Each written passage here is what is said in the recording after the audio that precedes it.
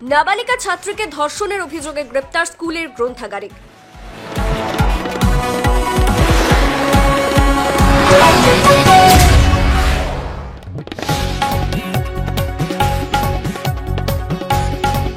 নাবালিকা ছাত্রীকে ধর্ষণের অভিযোগে একটি স্কুলের গ্রন্থাগারিককে গ্রেপ্তার করল পুলিশ। ঘটনাটি ঘটেছে কাকদ্বীপ এলাকায়। ধৃত স্কুল গ্রন্থাগারিকের নাম শুভদীপ মণ্ডল। পুলিশ ও স্থানীয় সূত্রে জানা গিয়েছে, অগস্ট মাসে স্কুলের গ্রন্থাগারে ওই ছাত্রীকে ডেকে নিয়ে গিয়ে শুভদীপ ধর্ষণ করে বলে অভিযোগ। এরপর থেকে ওই ছাত্রী আর স্কুলে যেতে চাইতো না, মানসিকভাবে সে ভেঙে পড়েছিল। শেষ পর্যন্ত ওই ছাত্রীকে পরিবারের লোকজন চিকিৎসকের কাছে নিয়ে যান। বর্তমানে তার চিকিৎসা চলছে। তবে কি কারণে ওই ছাত্রী মানসিকভাবে বিপর্যস্ত হয়ে পড়েছিল পরিবারের কেউ বুঝতে পারছিল না। সম্প্রতি বার্ষিক পরীক্ষা শুরু হলে ওই ছাত্রীকে পরিবারের লোকজন স্কুলে যাওয়ার কথা বলেন, কিন্তু ওই ছাত্রী স্কুলে যেতে রাজি হয়নি। এরপরই তাকে জিজ্ঞাসাবাদ করলে সে পরিবারকে সব কথা খুলে বলে। হচ্ছে যে দুদিন আগে কাকদ্বীপ থানায় কাকদ্বীপ স্কুলের যে ছাত্রীটি ক্লাস 8-এর, তার মা একটি অভিযোগ দায়ের করে। সে অনুযায়ী গত আগস্ট মাসের 9 তারিখে মেয়েটি যখন স্কুলে পরীক্ষা দিতে গিয়েছিল এবং পরীক্ষা শেষ হওয়ার পরে সে দোতলায় ওয়াশরুমে গেছিল এবং ওই দোতলাতেই স্কুলের লাইব্রেরি।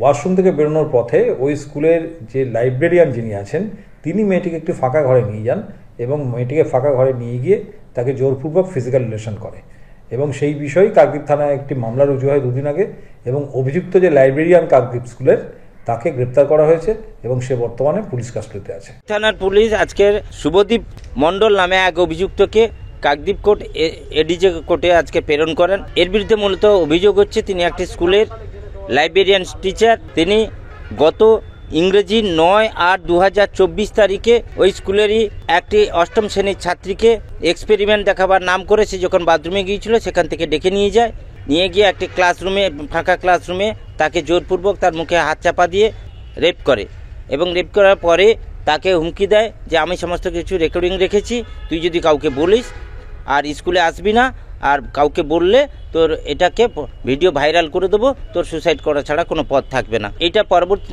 মেয়েটি ভয়ে ভীত হয়ে যায়।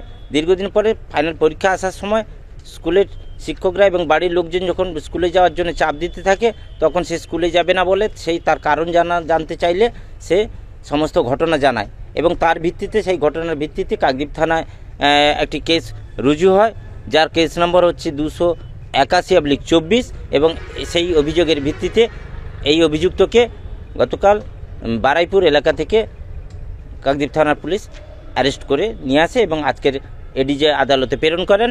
সেখানে তার 5 দিনের পিসি অ্যালাউ হয়।